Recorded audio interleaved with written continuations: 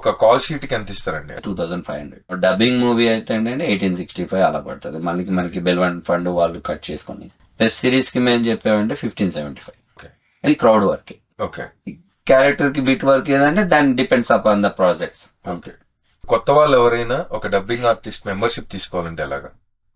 మనం ఆడిషన్ పెడతారు వీళ్ళు, సొసైటీ వాళ్ళు, అసోసియేషన్ వాళ్ళు.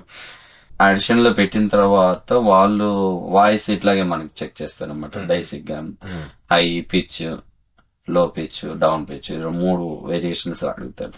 ప్లస్ ఒక స్క్రిప్ట్ ఇస్తారు, దీన్ని మీరు చదవండి. అది చదివి వాళ్ళు డబ్బింగ్ చెప్పడం. ఫస్ట్ మీ ఇంట్రడక్షన్ వాళ్ళు అడిగేది ఇంట్రడక్షన్. దానికి కూడా మీరు ఆలోచించి చెప్పారంటే ఈజ్ నాట్ కంఫర్టబుల్. తర్వాత ఏంటంటే సెకండ్ ఏం చేస్తారంటే ఆన్ స్క్రీన్ చేస్తారు. విజువల్ గా వాళ్ళు పెట్టేసి ఆ క్యారెక్టర్ కి ఇది క్యారెక్టర్ అమ్మా, ఈ క్యారెక్టర్ కి ఇలా ఇలా చెప్పాలి, సరే మీరు చెప్పండి. 2-3 సార్లు మన వాళ్ళు సజెషన్ ఇస్తారు, నాకు ఈ టైప్ లో కావాలి. అందులో అయిన తర్వాత they will take the as a dubbing artist మిమ్మల్ని.